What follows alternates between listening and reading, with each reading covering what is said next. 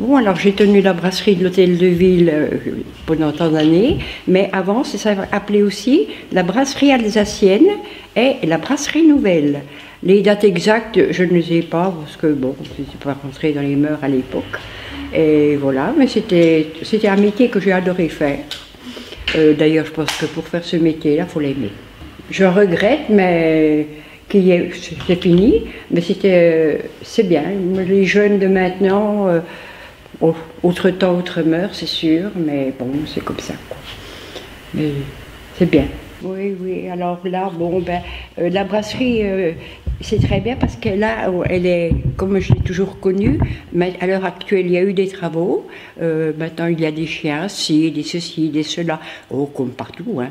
Mais c'est l'évolution des temps. On a été obligé de refaire, mes parents, la devanture à la Libération, quand ça a été cassé par ceux qui nous ont vilipendés au moment de quand on est monté à Saules, après la guerre. C'est toute une époque que je ne souhaite à personne de revivre. Oui, alors, ce sont mes parents. Quand j'ai repris la brasserie, parce que j'ai vécu 20 ans avec eux, c'était des gens charmants. Mon papa était une figure locale, très calme, très posé, mais il ne fallait pas lui marcher sur les pieds. C'est sûr, comme à l'époque beaucoup de personnes, hein, ma maman était très avenante. Je n'ai jamais entendu d'histoire chez mes parents, comme mes parents d'ailleurs, et eux nous respectaient, parce qu'un commerce comme ça, il est à l'image des tenanciers. Alors ça, tu vois, je les ai gardés parce que c'était à l'époque, mais c'était chez moi au café. Alors sur cette photo, vous avez tous les représentants d'accords, qui ne s'appelaient pas l'accord à cette époque-là, mais enfin, peu importe. Alors vous avez le maire qui préside là, et puis tous les représentants. Vous avez monsieur Julien Chirac qui était très très actif. Il y a monsieur Roland. Il y avait aussi dedans monsieur Babrel, Renio Babrel. Et puis alors là-dessus, il y avait les enfants de ceux qui participaient un petit peu. Donc moi, j'ai mes 3 enfants qui sont là-dessus. Tout à fait par hasard, mais enfin, ça se trouve comme ça. Mais c'était très bien organisé, avec les moyens du bord, voilà. Mais c'est bien parce que l'association marchait bien. Il y avait monsieur Bavrel, il y avait...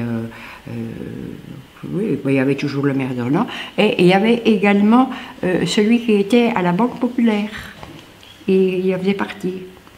Alors le matin, on avait toujours les mêmes clients qui venaient, et qui avaient du mal de comprendre pourquoi des fois le matin on n'était pas ouvert de bonne heure, parce que eux c'était des couche-tôt. Et nous, on veillait tard avec les clients, parce qu'on avait l'autorisation par la mairie de tenir, c'était la mairie qui nous donnait les heures d'ouverture. Alors il y avait des horaires d'été et des horaires d'hiver. Alors l'été, on avait le droit d'ouvrir jusqu'à 1h du matin. Alors 1h du matin, forcément, il y en avait qui étaient toujours là, le temps de ranger, ceci, cela. Alors ceux qui se couchent le soir à 8h, puis qui sont levés le matin à 5h, ils sont tout étonnés si à 6h dans la rue, on n'est pas encore ouvert. C'était assez pénible pour ça, mais l'hiver, c'était minuit. Et on avait des clients qui étaient célibataires et ils passaient leur soirée à la maison. Ils faisaient un peu partie de la famille. D'ailleurs, c'est pour ça que même avec du temps de mes parents, et puis même beaucoup du temps de mon mari, un célibataire ne restait jamais seul le réveillon de Noël. On l'invitait toujours à notre table pour ne pas qu'il soit tout seul. C'était bien. Puis alors on faisait les réveillons évidemment du jour de l'an. Puis alors on recevait beaucoup, d'ailleurs on était à un café, je pense assez avenant parce qu'on avait une bonne clientèle. D'ailleurs si on a arrêté, c'est un peu à cause de moi, ma santé. Parce que je ne pouvais plus, j'avais les pieds malades. Et on m'avait dit qu'il fallait une opération sérieuse. Et j'aurais été alitée pendant au moins 2 ans. Avec 3 enfants, j'avais 2 commerces puisque mon mari faisait le taxi en même temps, je ne pouvais pas me permettre ça. Hein. Alors c'est pour ça qu'on a arrêté, mais c'était très bien. On avait une bonne clientèle fidèle. Voilà, c'était surtout les fidèles de chez Fidèle. Et puis Puis on faisait partie du folklore, hein, la grande rue, la brasserie. Les clients souvent allaient d'un café à l'autre. Comme ils disaient, on change de crèmerie. Pour moi, pour mon compte personnel, je n'aurais pas tenu un café comme c'est tenu maintenant. Peut-être que ce sont eux qui sont dans le vrai. Peut-être, j'en sais rien. Mais je ne veux pas tenir pendant 40 ans un café. Hein. Mais non, à l'heure qu'il est, ce n'est plus du tout la même ambiance. D'abord, vous regardez sur Ornans, vous n'avez plus quelque chose, un établissement qui ne fait que café. Ils font tous des repas. Bon, alors, je ne sais pas, moi, le vrai café, c'est une ambiance qu'il n'y a plus. Non, plus du tout.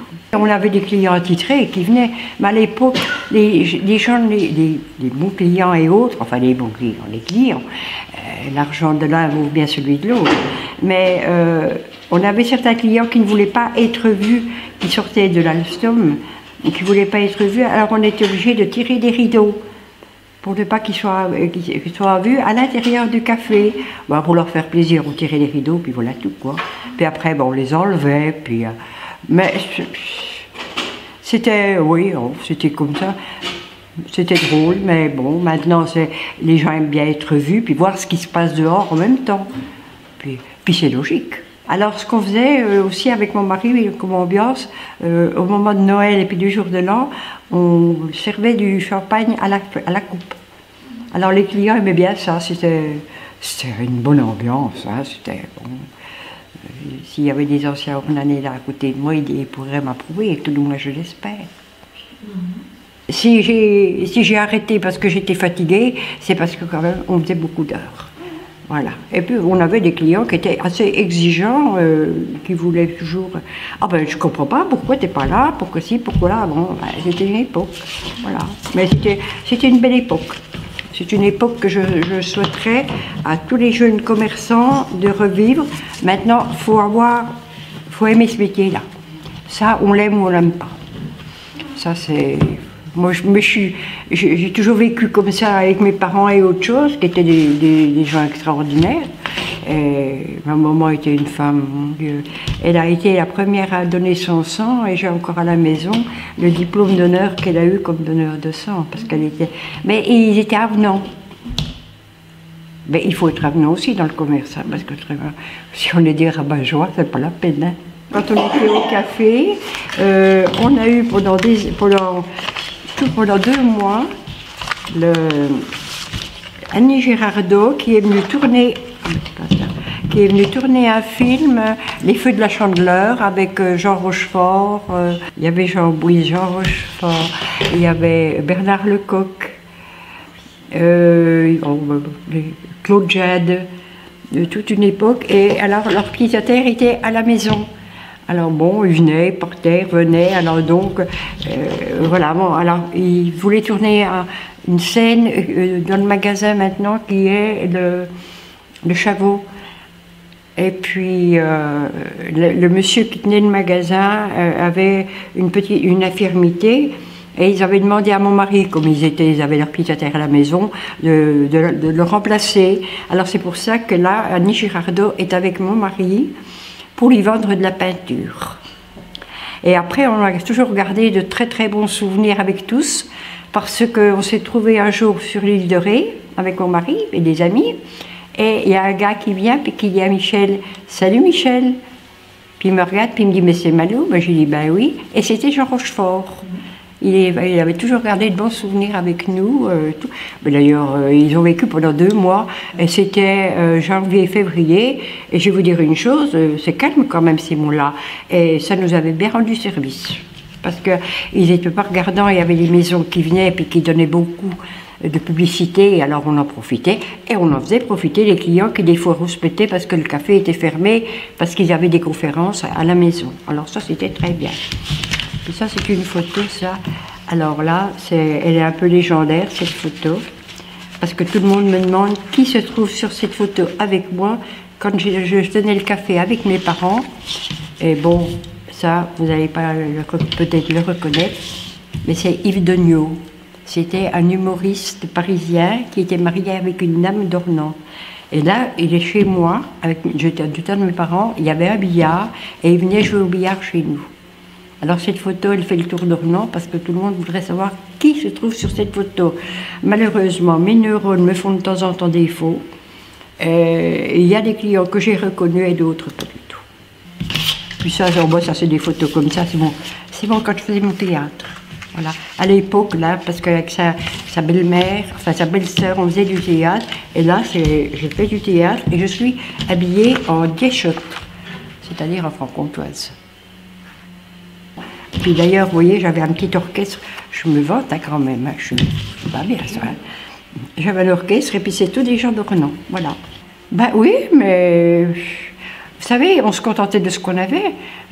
En 48, on avait encore les tickets, hein, les tickets restaurants. Moi, je me rappelle que quand ma soeur s'est mariée en 48, on gardait les tickets pour pouvoir stocker, pour acheter de l'huile, pour faire les choses comme ça. Puis on avait des tickets pour s'habiller. Puis alors, puis on est là, hein. On n'était pas exigeants, on savait se contenter de ce qu'on avait, puis c'était très bien. Puis maintenant, bon, les enfants, ils viennent au monde, ils ont tout dans les mains.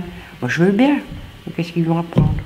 Oui. Moi, par contre, vous savez, bon, je ne vais pas me vanter, mais je suis montée à pied par la vieille côte de Saules chez les paysans pour avoir un petit peu à manger, et puis on redescendait par la vieille côte de Saules, pareil. Bon, on était contents parce qu'on revenait avec quelques pommes de terre, un peu de lait, la moitié d'un pain. Mais bon, vous voyez, aujourd'hui, j'ai au moins quelque chose à vous dire. Mais c'est ça, mais on se contentait de ce qu'on avait. Mais on était bien obligés. De toute façon, le soir, on pouvait pas, pendant la guerre, on ne pouvait pas sortir parce que les Allemands patrouillaient. Hein, ils chantaient en défilant, les rideaux étaient fermés, les volets étaient fermés de bonne heure. Non seulement les volets étaient fermés, mais il fallait mettre encore des grands rideaux noirs parce qu'ils ne voulaient pas avoir de lumière. Alors bon, on vivait comme ça. Mais par contre, mon papa, il avait un terrain, il plantait beaucoup de pommes de terre, des choses comme ça. On n'a pas eu faim, et encore à l'heure qu'il est, moi je respecte la nourriture parce que je sais ce que c'est que la nourriture. On ne mangeait pas la viande tous les jours, c'est sûr, parce qu'on avait les tickets. On est au pain, on avait les tickets de pain, et tout. Puis on est là, on est là. On a déjà je suis très contente d'avoir pu participer. Si je peux donner à peine quelque chose pour la société, c'est très bien. Je vous remercie beaucoup de m'avoir invité.